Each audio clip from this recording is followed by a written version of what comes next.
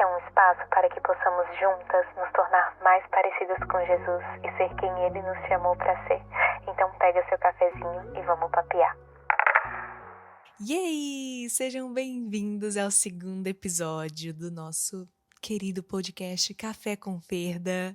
Primeiramente, eu queria agradecer por todo o carinho que vocês estão me dando. Muito obrigada por apoiarem esse projeto que nasceu no meu coração e creio que no coração de Deus também. Mas eu fico aqui muito feliz, muito lisonjeada de poder estar com vocês, fazer parte da rotina de vocês, nem que seja por alguns minutos. Isso me deixa muito feliz, muito agraciada, e eu só tenho a agradecer ao Senhor mesmo por tudo que Ele tem feito na minha vida, por tudo que Ele vai fazer na minha vida. E o tema de hoje é um tema muito importante para a gente falar nos dias atuais. Querendo ou não, a gente tem muita informação na internet e eu também não tô aqui para falar que, nossa, a minha verdade é a absoluta. Porque eu creio que cada ser humano aqui na internet, principalmente nós, meninas cristãs, mulheres cristãs, que gosta de falar sobre Jesus nas redes sociais, cada uma tem uma experiência individual, cada uma tem um posicionamento diferente. Então, vão ter assuntos que eu vou ter uma opinião e vão ter assuntos que uma outra pessoa que eu admiro, que vocês admiram, vai ter uma outra opinião. E tá tudo bem, porque essa é a vida. Cada uma tem a sua opinião e conforme a gente vai amadurecendo na fé, a gente vai formando ali nossas próprias opiniões, claro, embasado na Bíblia, mas tem coisa que uma pessoa vai achar certo, a outra pessoa vai achar errado, e tá tudo bem. Então, só deixando claro aqui pra vocês, porque essa é uma das minhas preocupações, confesso, porque como a gente tem tantas informações na internet, tanta gente falando tantas coisas, às vezes a gente acaba soltando uma opinião sobre um tópico que algumas pessoas não vão concordar. Mas é importante a gente sentar, verificar, entender qual o seu contexto de vida, qual é a sua história, porque o que cabe pra mim não cabe pra outra pessoa e tá tudo bem. É sobre isso, meus amores. Mas enfim, falei e não falei o tema de hoje, né, meninas? Bom, o tema de hoje é sobre esperar em Deus. Esse é um tema muito importante, principalmente entre nós mulheres. E os homens também, só que eu não sei se tem homens que me escutam além do meu marido. Se meu marido estivesse nesse podcast, meu amor, eu te amo. Mas eu sinto que para nós mulheres, esse tópico é um tópico mais importante, né, gente? Não tem como negar. Principalmente para nós mulheres, porque eu creio que existe essa imagem muito forte em cima da gente, imposta assim pela sociedade, de que nós devemos nos casar, ter filhos, ser dona de casa, enfim, tem essa imagem mais imposta sobre nós. E com isso, querendo ou não, vem aquela pressão de que meu Deus, eu preciso me casar o mais rápido possível. Eu vou ficar a vida toda solteira? É isso mesmo, Senhor? É isso mesmo que o Senhor tem pra mim? Vou ficar solteira mesmo toda a minha vida? Eu vou ficar pra titia? Então, esse é um assunto que toda mulher tem um pouquinho de receio. Vamos ser sinceros aqui, tá, gente? Sem filtro, sem julgamento, sem máscara. Querendo ou não, esse é o nosso maior medo. De ficar sozinha. Já eu vejo que o homem, ele não tem muito isso. A sociedade não vai direto pra ele. Por exemplo, se você vê o seu tio solteiro a vida toda, você vai olhar pra ele e falar assim: ok, tá aproveitando a vida, tá tudo bem. Isso é o que a sociedade passa pra nós. Agora, se uma mulher, um pouco mais velha, solteira, sem filhos, a sociedade logo pensa, certeza que essa mulher é chata pra dedéu, por isso que tá solteira até hoje, ficou pra titia. Então, querendo ou não, tem sim esse peso sobre nós mulheres. E aí que entra o nosso tópico de hoje, que é sobre esperar em Deus, que é uma das coisas assim mais difíceis que a gente tem que fazer nessa vida, né, gente? Vamos combinar. Esperar em Deus dói. E não tem quem diga o contrário. Não é fácil esperar em Deus. A gente se desanima, a gente tropeça no meio do caminho. Mesmo a gente querendo fazer a vontade dele, a gente acaba fazendo o contrário mesmo assim por conta dos nossos sentimentos, por conta da nossa impetuosidade, por conta da nossa humanidade mesmo, porque nem sempre a gente vai acertar. Mas lá em Isaías 40:31 vai falar: Mas aqueles que esperam no Senhor renovam as suas forças, voam alto como as águias, correm e não ficam exaustos, andam e não se cansam. Então, ainda que doa, ainda que seja cansativo, ainda que a gente se vê em um momento de meu Deus, eu não tenho mais forças, o Senhor vem lá e renova e faz a gente voar alto como as águias, faz a gente correr e não se cansar. E isso diz muito sobre quem ele é, porque ele é um Deus fiel. E nunca, nunca, nunca vai ser em vão a sua espera no Senhor. O Senhor, ele honra de tal maneira. E eu falo isso pra mim mesma, tá, gente? Apesar de eu estar dentro de um relacionamento agora, eu espero outras coisas na minha vida. Pra gente entrar nesse assunto, pega seu cafezinho e vamos papear. Pra começar esse tópico aqui com vocês, eu preciso deixar bem claro que em relação a relacionamento, eu não tive que esperar, por assim dizer, e vocês vão entender um pouco. Dando uma resumida aqui na minha história com o Igor, que a gente ainda vai fazer um episódio sobre isso, mas eu conheci o Igor em 2015, eu não era convertida, pedi pra ficar com ele e ele estava esperando pela mulher com que ele ia se casar. E mal sabia ele que era eu mesma, minha gente. Vocês creem nisso? Pois é. Nem eu creio às vezes. Eu fico pensando, meu Deus, como pode? O menino me recusou lá atrás, falando que estava esperando a pessoa certa e era eu mesma. Tipo assim, Deus é tão maravilhoso em tudo que ele faz. Eu fico assim, chocada com a nossa história até hoje. Digna de filme, né? Vamos combinar. E falando nisso, o meu marido me esperou, tá, gente? Então, apesar de ter, sei lá, vivido algumas coisinhas ali, poucas coisinhas, sei lá, na fase da pré-adolescência, na adolescência, ele realmente decidiu esperar em Deus. E eu imagino o quanto que deve ser difícil, porque você pensa. Se você já viu o meu marido, ele é um gato, né? E não, ele não tá aqui do meu lado com uma faca na mão pra eu falar essas coisas. Mas sim, gente, ele é um gato, ele é um lindo, um lindo. E todas as meninas da escola, que a gente se conheceu na escola, todas as meninas da escola pediam pra ficar com ele. Eu sei, gente, porque eu via. Eu também era interessada nele, eu via tudo isso. E ele sempre negava. Os amigos dele até questionavam se ele era gay. Pra você ter ideia, porque como assim? Olha essa menina que tá pedindo pra ficar com você, maravilhosa, olhos claros, loira, nossa, corpo esbelto. Como assim você não vai beijar na boca dela? Não faz sentido. Então, não faz sentido pro mundo, né? Mas pra quem é filho de Deus, faz muito sentido sim. Você pensa, a pessoa decidiu esperar pela pessoa certa na vida dele, e você tá ali na adolescência, no auge dos seus hormônios, no auge do ensino médio, no auge das suas amizades, no auge do seu futuro, você negar. Obviamente, os seus amigos vão achar que você é gay. Tipo assim, oi? Que mundo você vive que você não vai dar um beijo nessa gata? Mas eu sou muito grata pelo meu amor ter falado não para aquelas lambisgoias, entendeu? E ter esperado a mim. Eu sou muito grata por isso. Infelizmente, eu não tava esperando por ele, né, gente? Porque, enfim, essa é a minha história. Eu queria ter esperado pelo meu amor? Queria ter esperado pelo meu amor. Mas assim aprove o Senhor. Então, eu vou falar sobre esperar no Senhor, sendo uma pessoa que não esperou no Senhor. Mas, apesar de não ter esperado, eu vivi muitas coisas no meu relacionamento, porque assim aprove o Senhor. Em relação a tempo, foi eu me converter e conhecer o Igor um pouco melhor, e a gente se tornar amigos e a gente começar um romance. Então, converti e passei a conhecer o Igor um pouco melhor e a gente começar um romance. Então foi muito rápido. E por conta disso, e por não ter vivido o processo de espera necessariamente, eu vivi outras coisas no meu relacionamento.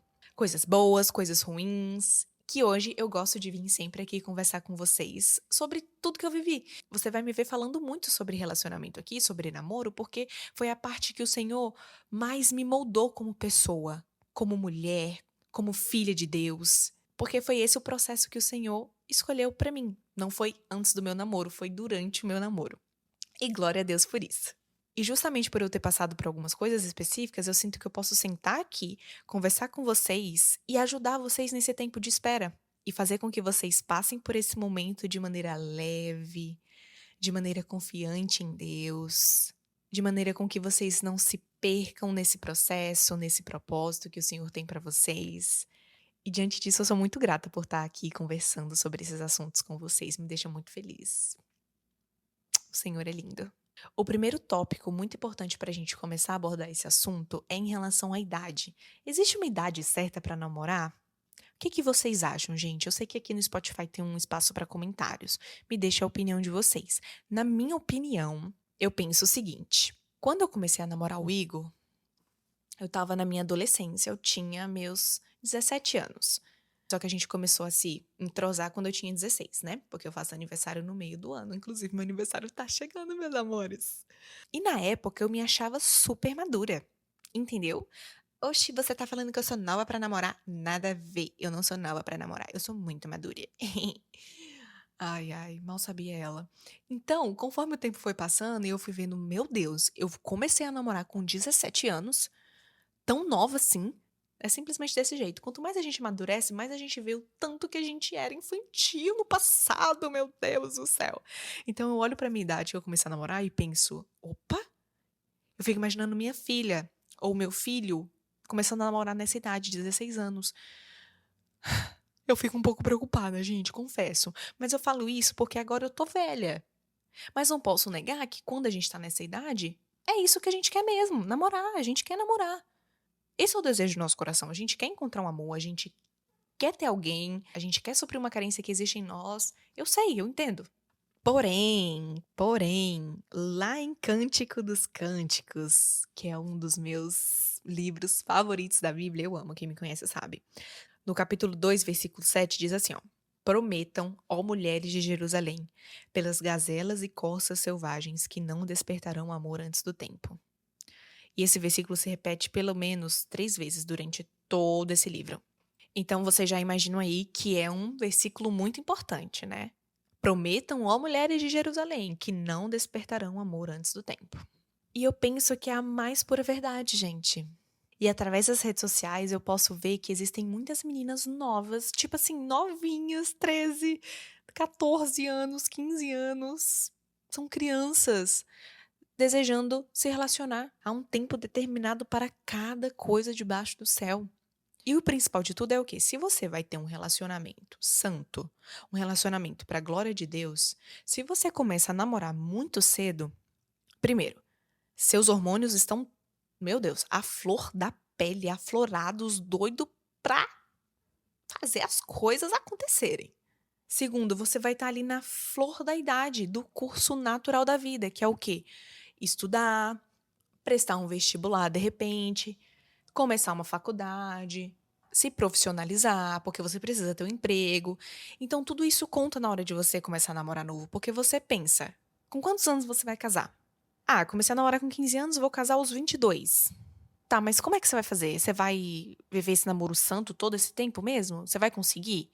Porque a carne é fraca, meus amores, não tem como negar. Então, se você tá com essa disposição toda pra ficar todos esses anos sem transar, aí ok, tudo bem. Mas não é saudável, né, gente? Porque você não vai aguentar, imagina. Por isso que realmente não dá pra despertar o amor antes do tempo, porque não tem como você manter um relacionamento santo durante tantos anos assim da sua vida. A não ser que você não sinta um pingo de atração pelo seu namorado. Mas aí tá certo você não sentir atração pelo seu namorado? Não tá certo, você precisa sentir atração pela pessoa com quem você ama, né? Com quem você vai casar, vai passar o resto da sua vida. Diante de tudo isso, eu não acho que é sábio você começar a namorar assim muito nova. Então por isso que eu vejo, olho pra minha idade e penso, meu Deus, eu comecei a namorar muito jovem. Mas ao mesmo tempo eu sinto que eu comecei a namorar com uma idade boa. Por quê? 17 anos. Faltava um ano pra eu completar 18 anos. Maior de idade. 18 anos? Legal, você é uma adulta agora, né? Dona das suas próprias coisas, pode fluir naquilo que você tem pra fluir. Então, 17 anos é menos pior que 15, né? Porque 17 anos pelo menos tá próximo ali do 18. Você consegue começar a trabalhar um pouquinho mais forte, consegue se planejar pra casar e tudo mais, né? Porém, se você é jovem, conhecer alguém legal, ver futuro nesse relacionamento, tenha pessoas que liderem vocês. Procure seus líderes, seus pastores para acompanhar vocês nesse período de relacionamento que vai ser muito importante, porque se você é jovem, você ainda não é muito maduro. Eu digo jovem, né, adolescente no caso, tá, gente? Então você vai precisar de pessoas para ajudar vocês nessa caminhada, porque não vai ser fácil. Às vezes eu vejo umas pessoas comentando nos meus vídeos, nossa, quando que eu vou encontrar o meu varão? Nossa, mas essa pessoa nunca chega na minha vida. Nossa, mas Deus não coloca uma pessoa legal na minha frente e não sei o quê. Aí quando você vai ver a pessoa é uma adolescente, pré-adolescente. Eu fico, gente, pelo amor de Deus, vai brincar de boneca. Vai aproveitar a vida. O que que é que você tá assim tão preocupada com seu relacionamento, com seu futuro marido, com seu futuro namorado? Tipo assim, você não tem idade pra isso, vai viver. O Senhor não se esqueceu de você, você só tem 13 anos. Mas eu também já fui essa adolescente e tá tudo bem, eu entendo vocês, meus amores, mas calma lá. Vamos esperar em Deus, guarda o coração de vocês em Deus. O coração de vocês é um jardim fechado, não é qualquer pessoa que pode se adentrar, tá bom? Se guardem, se escondam em Deus. O Senhor não vai te entregar uma coisa, porque senão você vai se machucar. Só o Senhor sabe. O Senhor conhece o profundo do seu coração e não vai fazer nada com que você se perca. Eu acredito que a chave nesse momento de espera em Deus, a melhor coisa que você pode fazer enquanto você espera é se tornar a pessoa certa, para então conhecer a pessoa certa para você. Porque muitas vezes a gente fica nessa busca infindável de achar a pessoa com quem a gente vai se casar e esquece de olhar para nós mesmas, e esquece de olhar para o nosso próprio umbigo e ver aquilo que está de errado em nós. A gente fica sempre tão preocupada. Será que eu vou casar? Será que eu vou encontrar alguém? Será que eu sou boa o suficiente? Será que não sei o quê? Será que eu não sou bonita? Será que nananã? E esquece de olhar pra dentro de nós e ver se a gente tá se tornando a pessoa certa pra uma outra pessoa que vai nos encontrar. Às vezes a gente fica tão alucinada de encontrar alguém, de encontrar a pessoa certa pra nós, e esquece de olhar pra dentro de si mesma. Se esquece de buscar ser mais parecidas com Jesus. Eu fico pensando, né, quando o Igor me conheceu. Eu não estava pronta pra ele, gente. Essa é a verdade. Eu queria ter sido uma namorada melhor, eu queria ter sido uma namorada curada emocionalmente, eu queria ter sido, enfim, queria ter sido melhor em todos os sentidos. Ele teve que ver uma parte da Fernanda que, puxa, foi bem complicada. Então, nossos problemas internos quase levaram o nosso relacionamento ao fracasso. Essa é a verdade. A gente teve um momento ápice assim do nosso relacionamento que a gente cogitou a terminar real. E talvez não era nem para eu estar gravando esse vídeo aqui. Mas a graça e a misericórdia do Senhor foi tão grande, foi tão abundante, que restaurou o nosso relacionamento.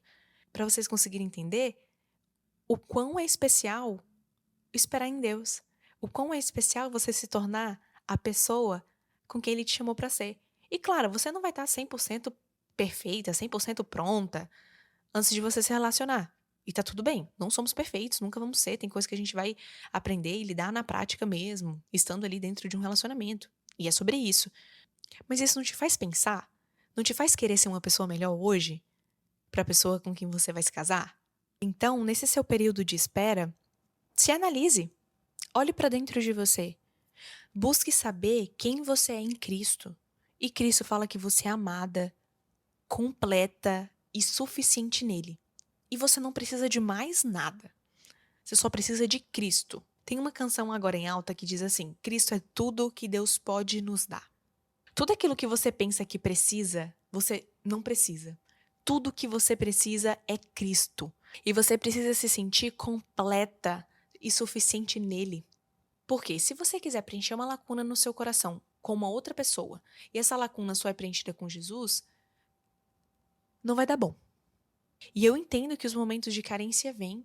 Aquela vontade de ter um aconchego, de ter uma conchinha, de dar uns beijinhos na boca, de ter alguém com quem você se sinta segura, amada. Gente, realmente é muito bom. Eu tenho compartilhado um pouco da minha história sobre a idolatria no meu namoro. E eu posso trazer sim um podcast aqui pra vocês, um pouco completo sobre isso. Só me deixem saber se vocês querem ouvir. Mas acabou que no meu namoro eu coloquei o Igor em primeiro lugar na minha vida. E isso me gerou tantas consequências, e esse também foi um dos motivos que quase levou nosso relacionamento ao fracasso. Então vocês pensam. Então você precisa entender que Cristo, que Jesus, é o seu noivo, é o seu marido. E é só dele que você precisa. Ainda que seja muito difícil. É muito difícil você abrir a boca pra falar isso e acreditar de fato no seu coração e isso ser uma verdade no seu coração. Eu sei disso, é muito difícil, passei por isso. Mas quando você entende de fato essa verdade, tudo muda.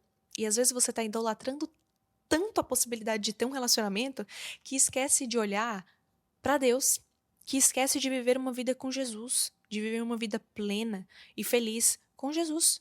E analisando isso, você acha que Deus vai colocar alguém na sua vida pra que Deus te perca por algum motivo? Não vai. Deus não vai te perder, porque você é tudo que Deus tem.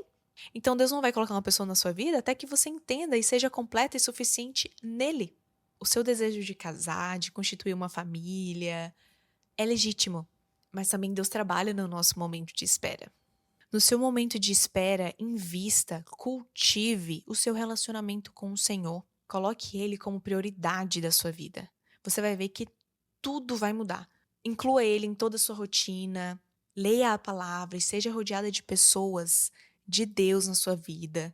É muito importante nessa caminhada a gente ter pessoas ao nosso lado que nos encorajem, pessoas que vão nos ajudar a alcançar o propósito e não fazer com que a gente perca. Então, selecione bem as suas amizades que vão estar ao seu redor nesse período, porque você imagina, você está lá esperando em Deus, orando, guardando seu coração, e você está do lado de uma pessoa que tá curtindo a vida doidado, não é cristã de repente, e te leva para esses maus caminhos. Cuidado com certo tipo de amizade. Isso eu não tô falando para você não ter amizades com pessoas que não são cristãs, não é isso que eu tô falando.